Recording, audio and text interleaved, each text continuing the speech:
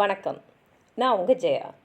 இன்றைக்கி நம்ம இந்த வீடியோவில் முன்ஷி பிரேம்சந்த் எழுதின த ஷ்ரவுட் இந்த கதையோடைய சம்மரியை பார்க்கலாம் வாங்க. ஷ்ரவுடுன்னா இறந்தவங்க மேலே போத்தப்படுற ஒரு வஸ்து. இந்த கதையில் முக்கியமான கதாபாத்திரம்னு பார்த்தீங்கன்னா கிஷு, மாதவ். இதில் கிஷு அப்பா, மாதவ் அவருடைய பையன், புத்தியா மாதவோட மனைவி, அப்புறம் சாஹிப் அந்த ஊரில் இருக்கக்கூடிய ஒரு நிலவந்தர், அதுக்கப்புறம் கிராமத்தில் இருக்கிற மக்கள். இதோட தீம் பார்த்திங்கன்னா பாவர்ட்டி அண்ட் கிளாஸ், அதாவது ஏழ்மையும் அப்புறம் அந்த இனம் இருக்கு இல்லையா, மேல் ஜாதி கீழ் ஜாதி, அது செல்ஃபிஷ்னஸ் சுயநலமாக இருக்கிறது, ஜெண்டர் ஆண்பால் பெண்பால், அதாவது மேல் ஜாதி கீழ் ஜாதின்னு இருக்கிற மாதிரி அந்த கீழ் ஜாதியிலே ஆண்கள் பெண்கள் அந்த பாகுபாடு இருக்குல்லையே அது, அப்புறம் ரிலீஜியஸ் ஹிப்போக்ரஸி, அதாவது மத நம்பிக்கை சில விஷயங்கள்லாம் இருக்கு இல்லையா, அதை பற்றி இதில் எழுதியிருக்காரு.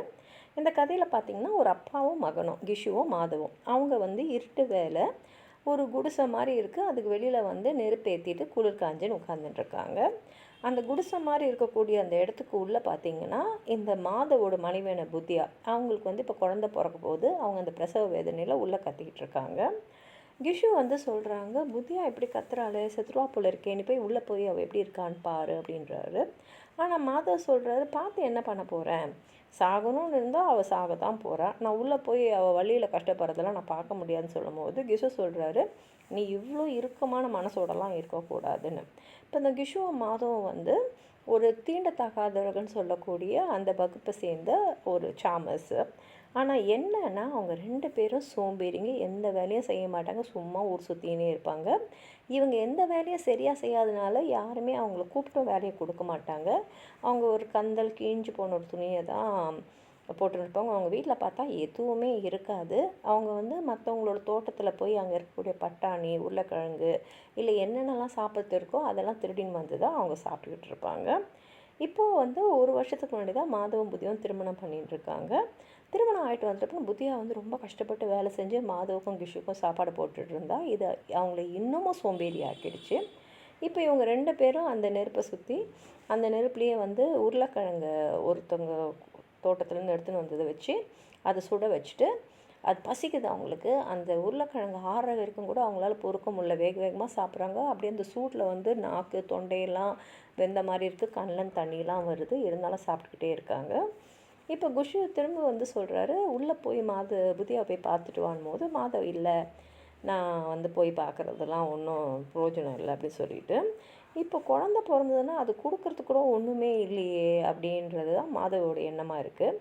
ஆனால் கிஷு சொல்கிறார், கவலைப்படாத, குழந்தைன்னு ஒன்று பிறந்ததுன்னா அந்த கிராமத்தில் இருக்கிறவங்க ஏதாவது தருவாங்க, அதை வச்சு குழந்தைக்கு ஏதாவது கொடுத்துக்கலாம் அப்படின்றாரு. இப்போ இவங்க இந்த உருளைக்கிழங்கு சாப்பிட்டு இருக்கும்போது கிஷு சொல்கிறாரு, 20 வருஷத்துக்கு முன்னாடி நான் சாப்பிட்டேன் பார், அதுதான் சாப்பாடு. அது இந்த நிலம் வச்சுருக்காருல்ல அவருடைய வீட்டில் நடந்த ஒரு கல்யாணம் தான். அங்கே அவ்வளோ சாப்பாடு போட்டுக்கிட்டே இருந்தாங்க, எவ்வளோ கேட்டாலும் சாப்பாடு போட்டாங்க. அந்த மாதிரி சாப்பாடு நான் அதுக்கப்புறம் சாப்பிடவே இல்லைன்னு போது மாதவ சொல்கிறான், எனக்கும் அந்த மாதிரி சாப்பாடு கிடச்சா நல்லா இருக்கும் போது கிஷு சொல்கிறான், இல்லை இல்லை இப்போல்லாம் யாரும் அந்த மாதிரிலாம் பண்ணுறதில்ல, எல்லாம் பணம் பார்க்குறாங்க, இப்போல்லாம் கல்யாணத்தில் யாரும் அந்த செலவெல்லாம் செய்யறதில்ல, யாருக்கும் இந்த மாதிரி சாப்பாடும் போடுறதில்ல அப்படின்னு சொல்லும் போது இவங்க அந்த உருளைக்கிழங்குலாம் சாப்பிட்டு முடிச்சுட்டு அப்படியே படுத்துடுறாங்க. உள்ள புத்தியா அந்த வழியில் பிரசவ வழியில் கத்திக்கிட்டே இருக்கா.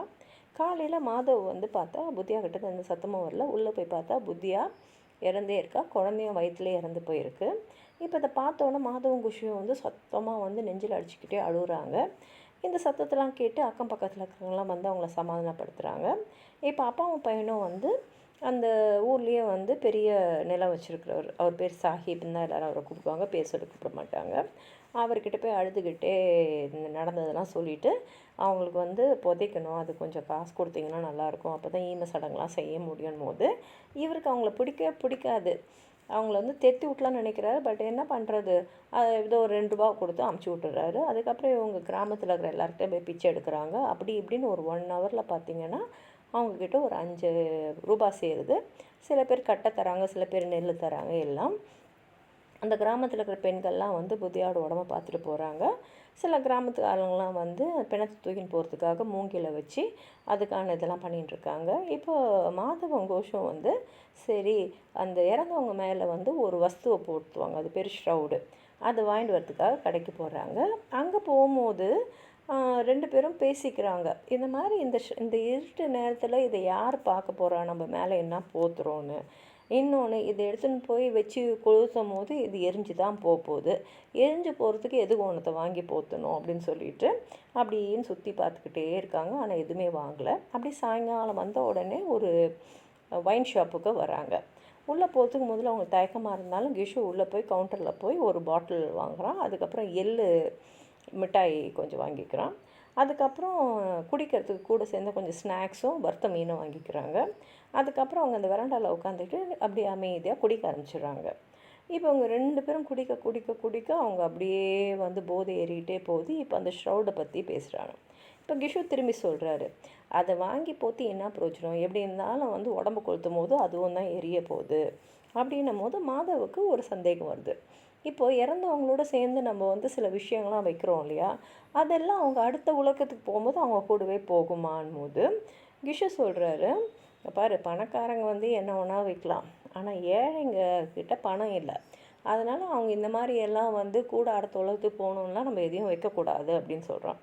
இப்போ மாதவ் என்ன சொல்கிறாருன்னா, இப்போ ஊரில் இருக்கிறவங்களாம் கேட்பாங்களே, நாங்கள் பணம் கொடுத்தோமே என்ன பண்ணீங்கன்னு போது கிஷு சொல்கிறாரு, கவலைப்படாத, அவங்க கேட்கும்போது ஏதாவது ஒன்று சொல்லிக்கலாம். அதே சமயத்தில் இவங்க நம்மளை நம்பலனாலும் திரும்பி நம்ம எதுக்காக போய் பணம் கேட்டால் பணம் கொடுக்க தான் செய்வாங்க, அதுதான் ஜனங்க அப்படின்னு சொல்லிட்டு அவனை சமாதானப்படுத்துகிறான். இப்போ இவங்க 2 பேரும் இன்னும் கொஞ்சம் சாப்பாடை வாங்கி நல்லா சாப்பிட்டுட்டு அவங்க எந்த காசெல்லாம் பிச்சை எடுத்தாங்களோ மொத்த பணமாக செலவு பண்ணிடுறாங்க. நல்லா குடிச்சிட்டு புதியா வந்து கண்டிப்பாக சொர்க்கத்துக்கு தான் போவா, ஏன்னா அவர் நல்ல வாழ்க்கையை வாழ்ந்துருக்கா, சாகும்போது கூட அவங்க நினச்ச மாதிரி நல்ல சாப்பாடு அவங்களுக்கு கிடைக்கிற மாதிரி அவள் இறந்துருக்கா அப்படின்னு சொல்லும் போது தான் மாதவுக்கு வந்து ஒரு சந்தேகம் வருது. நீங்களும் நானும், அதாவது மாதவும் குஷுவும் இறந்துட்டு அப்புறம் சொர்க்கத்துக்கு போவோமா, அங்கே போனால் புத்தியா அவங்களுக்கு கேட்க மாட்டாங்களா, ஏன் எனக்கு ஒரு ஷ்ரவுட் கூட நீங்கள் வாங்கிட்டு வரலன்னு போது கிஷு சொல்கிறாரு, இல்லை இல்லை, எப்படி இருந்தாலும் புத்தியாவுக்கு வந்து ஒரு நல்ல விஷயம் வந்து அவள் இறக்கும் போது கிடைக்கும் அப்படின்னு சொல்கிறாங்க. இப்போ ராத்திரி ஆகிடுது. அங்கே அந்த குடிக்கிற இடத்துக்கு நிறைய பேர் வராங்க. நிறையா பேர் வந்து கிஷு மாதவும் வந்து சந்தோஷமாக ஒரு பாட்டில் 2 பேர் மட்டும் குடிச்சுட்டு இருக்கிறதையும் பார்த்துட்டுருக்காங்க.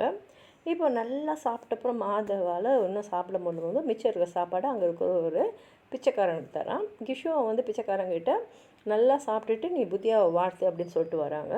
இப்போ மாதவ் வந்து சொல்கிறான், புத்தியா கண்டிப்பாக சொர்க்கத்தில் வந்து ஒரு ராணியாக தான் இருப்பா அப்படின்னு சொல்லிட்டு திடீர்னு பார்த்தா அழ ஆரம்பிச்சிடும். அழ ஆரம்பிச்சு சொல்கிறான், புத்தியா அவள் வாழ்க்கையில் எவ்வளோ கஷ்டப்பட்டிருக்கா அப்படின் போது கிஷு வந்து சொல்கிறான், எதுக்கு அழுகுற, பாரு அவள் வந்து அதிர்ஷ்டசாலி, அதனால தான் இந்த உலகத்தில் இருக்கிற பந்தத்துலேருந்து இவ்வளோ சீக்கிரமாகவே அவள் தப்பிச்சின்னு போயிட்டா அப்படின்னு சொன்ன உடனே அவங்க 2 பேரும் அதை பற்றி நினச்சிக்கிட்டே பாடிக்கிட்டு ஆடிக்கிட்டே வராங்க. இப்போ அந்த ஒயின் ஹவுஸே வந்து அப்படியே அவங்கள பார்த்துக்கிட்டே இருக்குது. இவங்க 2 பேரும் நல்லா குடிச்சிட்டு போதையில் நல்லா ஆடிட்டு கடைசியில் அந்த போதை அதிகமாகி அப்படியே அங்கேயே விழுந்துடுறாங்க. இதோட கதை வந்து முடிஞ்சிடுது. உங்களுக்கு அந்த கதையை பற்றி எதாவது சொல்லணும்னு நினச்சிங்கன்னா கீழே இருக்கிற கமெண்ட் பாக்ஸில் எழுதுங்க. இந்த வீடியோவை ஹைப் பண்ணுங்கள், லைக் பண்ணுங்கள், உங்கள் ஃப்ரெண்ட்ஸோடு ஷேர் பண்ணுங்கள். சப்ஸ்கிரைப் பண்ணாதவங்களாம் ப்ளீஸ் சப்ஸ்கிரைப் பண்ணி சப்போர்ட் பண்ணுங்கள். நன்றி.